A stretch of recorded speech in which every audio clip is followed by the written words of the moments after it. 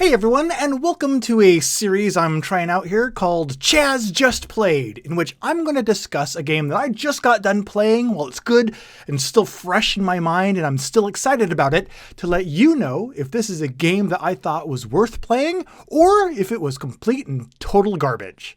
Today's game is going to be Heroes of Land, Air, and Sea. Alright, so I just got back from one of my local game groups, and I was fortunate enough to play Heroes of Land, Air, and Sea, and its Order and Chaos expansion at the meetup. So real quick, the 25-cent overview of Heroes of Land, Air, and Sea is that I feel that this game is trying to be the board game equivalent of a real-time strategy or turn-based strategy game like Warcraft 2. You are going to build buildings, create new units, spread across the board, gather resources, and then do the old 4X thing of explore, expand, exploit, and exterminate your way across the board to amass the most points and win the game. Like I said, I first saw a preview of this game at Origins 2017 at the Gamelin booth. They were showing it there a little bit. And I have just been waiting in anticipation for a game like this. Well, no, not a game like this, for this specific game since then. So for over a year, I've been waiting for this thing. And so I got to play it yesterday. We played 4 players, and the entire game probably took, I'd say, between 3.5 to 4.5 hours to play, and that includes instruction time, which was about probably almost an hour of just the setup and instruction. So after all of that build-up and anticipation and setup and instruction, when we finally got to sit down and play it, was I disappointed? Did it live up to my expectations? Well, spoiler alert, I really dug it. Now, to be fair, I didn't dig everything about it. So here, real quick, here are my top pros and cons about this game.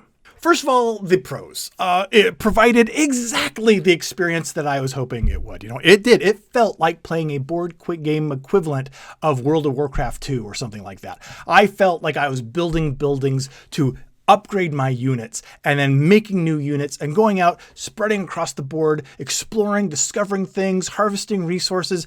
A lot of things were streamlined and simplified in that respect, but I still got that feel. And so in that respect, it totally lived up to my expectations for it. And then, so that's theme, but actual gameplay wise, how does it hold up as a game? Well, there was a metric ton of different rules and things to absorb going into this game. The instructional period of our game session was probably 45 to 60 minutes long. Fortunately, everything as we went along learning the rules kind of built on one another and was pretty intuitive and logical.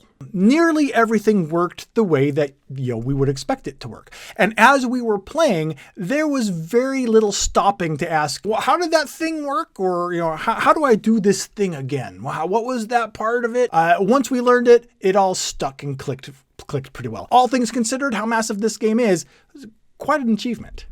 And I would say one of the other leading pros about this game is its combat system. This combat system is super elegant. Each player has a hand of 7 cards, the same 7 cards, and when you go into combat, you're going to simply choose one of these cards to play, and it has special abilities. It gives you a different amount of battle power. It has some cards, kind of a rock, paper, scissors. Some cards will cancel out other cards or do better against other ones or worse against other ones. And there's 3 different resources that you'll be collecting and managing throughout the game. And each card requires a different amount of one of these resources. So you also got to the card you play will also depend on what you think your opponent's going to do, plus the resources you have available, plus the resources they have available. So you got to balance all this out just with a little hand of 7 simple combat cards. I was pretty darn impressed with this combat system. In fact, while we were playing it and after we were playing it, we were comparing the combat system to like Cry Havocs and Kemets. And I got to say, I like Heroes of Land, Air, and Sea's combat system way more than Kemet's combat system. It takes that idea of the cards and just streamlines it a little bit more. I think I still like Cry Havoc's combat system just a little bit more. I think Cry Havoc's has a little more room for growth and potential. But this one, smack dab in the middle, this combat system was so cool and so elegant. It was definitely one of the pros of the game. Of course, I can't make a video without saying another one of the pros was just this game's table presence. This game is huge. It took up the entire table with all 4 of us playing a 4x6 table. It has miniatures. It has little cardboard structures you make. It has just cards and nice colorful artwork. It has 3D models of little airships that are on little plastic stands that you'll be floating around. The map, the table presence, this game just is fun. It's as fun to look at as it is to play. All right, so did anything stink like feet while I was playing it? What were some of the cons for this game?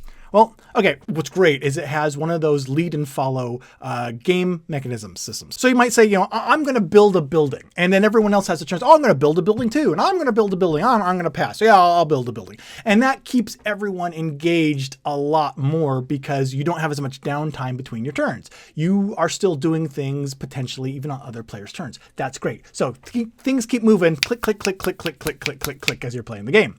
However, then when someone enters someone else's territories, well, then combat's going to happen.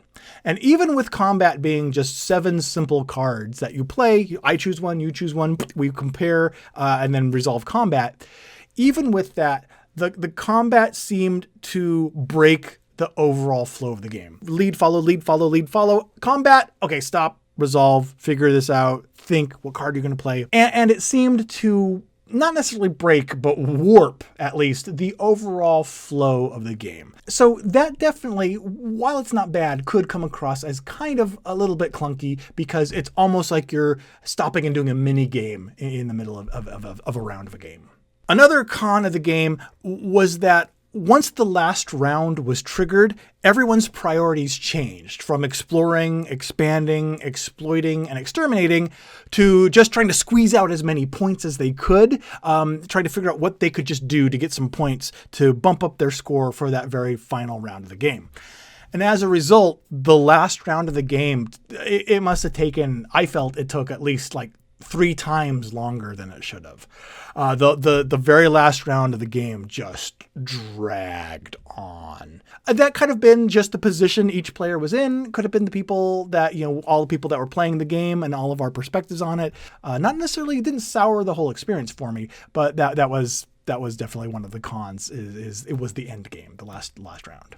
And I guess maybe to round out the cons, another potential con might be the game length. Unless I'm dedicating an entire day to this game, I don't think I would play it with more than 4 players because it just has the potential to take so long. If you're not razor focused on this game, it can definitely pad out the length it's going to take to play it. And before I get into my overall impressions, one other thing I don't know if it's a pro or a con about this game, is that I played this game, and when I got done playing, I did not have this feeling of like satisfaction of, oh, this was a great game. What a great gaming experience we just had. Oh, tut tut. I don't know where I was going with that. My point is that I didn't have this feeling of satisfaction of getting done with the game. I instead was left wanting more. It's like, you know what? I want to see more different encounters you can have on the map. I want to build more types of buildings. I want to bring out more different types of units. Give me expansions. Give me more options. I know that's going to make the game longer. I know it's going to make the game more complex. But I was just left wanting, I want to do this. I want 10 different units I can make. I want to be able to make all these different buildings. I want more stuff on the board to build and defend and go and get. This game left me wanting more of it, which I guess is kind of a good thing, but also really frustrating. But at least that kind of brings me into my final thoughts on the game. Heroes of Land, Air, and Sea.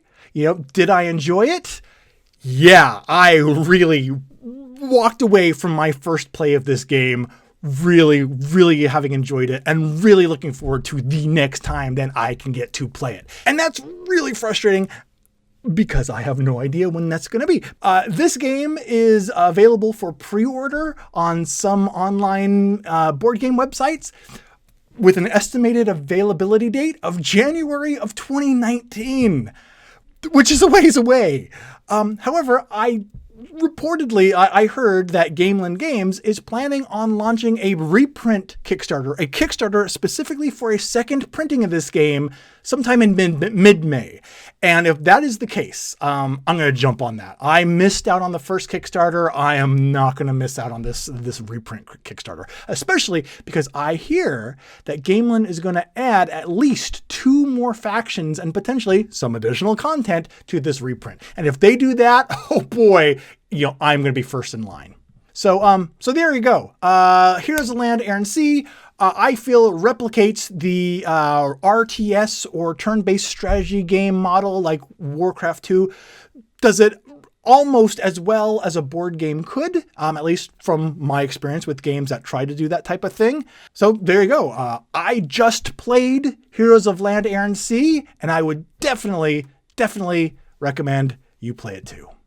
So, hey, I hope you found this video of my initial reactions from playing this game helpful. And, if you like this idea for a series, let me know in the comments below. Maybe I'll take my camera with me or take notes more often when I'm playing games for the first time and do more videos in this series. And if you enjoy the Pair of Dice Paradise videos as a whole, remember that videos like this are made possible by viewers just like you, who have been contributing to the Pair of Dice Paradise Pod Pledge fundraiser campaign. Thank you all for all your support. It is greatly appreciated, and every little bit really helps. So thanks, and until next time that we get a chance to either video-wise or conventionize and see each other or talk to each other, I've been Chaz Marler, and take care.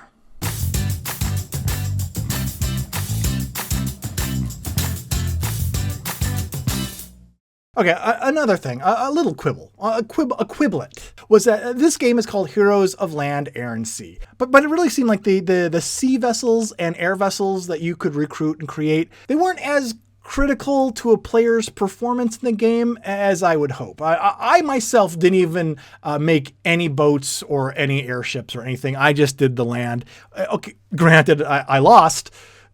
And now that I think about it, I don't think that had really anything to do with it, at least not that I'm allowing myself to admit at the moment. So the air and sea portion of the units didn't seem really all that necessary, and it almost seemed like they included that just so they could have the title of the game be Heroes of Land, Air and Sea.